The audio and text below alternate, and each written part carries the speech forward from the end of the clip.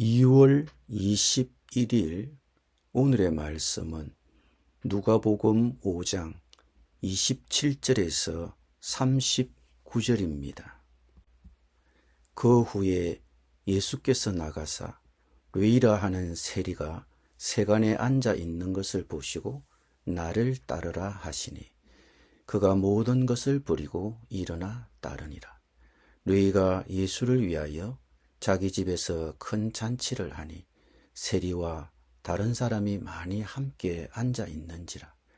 바리새인과 그들의 서기관들이 그 제자들을 비방하여 이르되 너희가 어찌하여 세리와 죄인과 함께 먹고 마시느냐.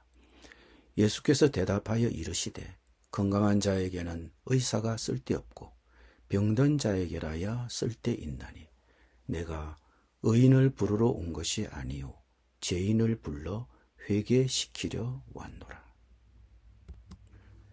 그들이 예수께 말하되 요한의 제자는 자주 금식하며 기도하고 바리새인의 제자들도 또한 그리하되 당신의 제자들은 먹고 마시나이다. 예수께서 그들에게 이르시되 혼인집 손님들이 신랑과 함께 있을 때에 너희가 그 손님으로 금식하게 할 수 있느냐. 그러나 그날에 이르러 그들이 신랑을 빼앗기리니 그날에는 금식할 것이니라. 또 비유하여 이르시되 새 옷에서 한 조각을 찢어 낡은 옷에 붙이는 자가 없나니 만일 그렇게 하면 새 옷을 찢을 뿐이요 또 새 옷에서 찢은 조각이 낡은 것에 어울리지 아니하리라. 새 포도주를 낡은 가죽 부대에 넣는 자가 없나니 만일 그렇게 하면 새 포도주가 부대를 터뜨려 포도주가 쏟아지고 부대도 못 쓰게 되리라. 새 포도주는 새 부대에 넣어야 할 것이니라. 묵은 포도주를 마시고 새 것을 원하는 자가 없나니 이는 묵은 것이 좋다 함이니라.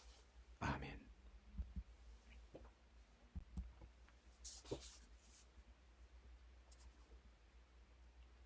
세리가 인기 있는 직업이었던 적은 한 번도 없지만 예수님 시대에는 더 심각했습니다. 그들은 로마 제국이나 헤롯이라는 분봉왕을 위해서 일했습니다. 로마는 세금을 거둘 때 어떤 근거를 가지고 세금을 산출한 것이 아니고 세리에게 징수 금액을 할당했습니다. 그러면 세리는 주민들에게 바가지를 씌웠고 할당액은 로마에게 바치고 나머지는 자기가 착복했던 것입니다.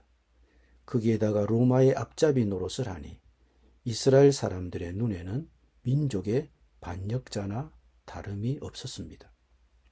그래서 유대 사람들은 세리들과 상종하려 하지 않았고 세리를 대할 때는 자기의 재산을 착복하는 탐욕스런 죄인이나 민족의 변절자로 여겼던 것입니다. 그래서 유대인들은 세리들을 대할 때 노골적으로 경멸했습니다. 그런데 예수님은 레위라고 하는 세리를 보셨을 때 바로 나를 쫓아라 하셨습니다.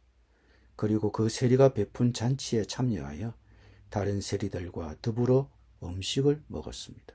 그러니 예수님의 행동을 눈여겨보고 있던 사람들에게 예수님은 비난받을 수밖에 없었습니다. 어찌하여 너희들은 세리와 죄인들과 어울려 먹고 마시느냐는 말에 예수님은 어떤 반응을 보였었습니까? 건강한 사람에게는 의사가 필요하지 않으냐? 건강한 사람에게는 의사가 필요하지 않지만 병든 사람에게는 필요하지 않느냐? 예수님은 자신을 의사로 비유했습니다. 건강한 사람은 의사를 찾지 않습니다. 의사는 오직 환자들에게 필요합니다. 예수님은 환자와 함께 있어야 하는 의사와 같습니다. 예수님은 죄인들을 만나서 죄인들을 고치고 새 사람을 만드시기 위해 오신 분입니다. 죄인들을 불러 그들의 죄를 깨닫게 해주고 회개시키는 것이 예수님의 일이십니다. 오늘 본문에 나오는 세리는 세간에 앉아 진물을 보다가 나를 쫓으라는 예수님의 말씀에 크게 감동을 받아 모든 것을 버리고 결국은 예수님을 따르기로 했습니다. 그가 결심한 후에 무엇을 했습니까? 그동안 함께 교제했던 친구들을 초청하여 잔치를 베풀었습니다. 어쩌면 이 잔치는 세리로서의 작별 인사와 같았습니다. 그러니 이것은 단순한 작별 인사 이상의 의미가 있었습니다. 이제 그는 예수님을 쫓기 위해 세리라는 직업과도 작별하려 합니다. 이제 그는 더 이상 과거의 세리 레위가 아니라 새로운 레위로 시작함을 친구들에게 알리는 것입니다. 어떤 사람이라도 그 사람의 구원의 문제를 결코 절망적으로 보아서는 안 됩니다. 이웃을 가리켜 그 사람은 결코 돌아설 사람은 아니라고 그렇게 속단을 내려서도 안 됩니다. 예수님은 의사로 죄를 고치시는 분으로 이 땅에 오셨습니다. 예수님 앞에서는 변화될 수 없을 만큼 결코 완고한 사람도 없고 또 변화받을 수 없을 만큼 세속적으로 타락해버린 사람도 없습니다. 2000년 전 세리 레위를 불러주신 예수님이 그것을 보여주십니다. 예수님에게는 불가능이 없습니다. 아무리 불가능해 보이는 사람이라도 예수님으로서는 다 하실 수 있습니다.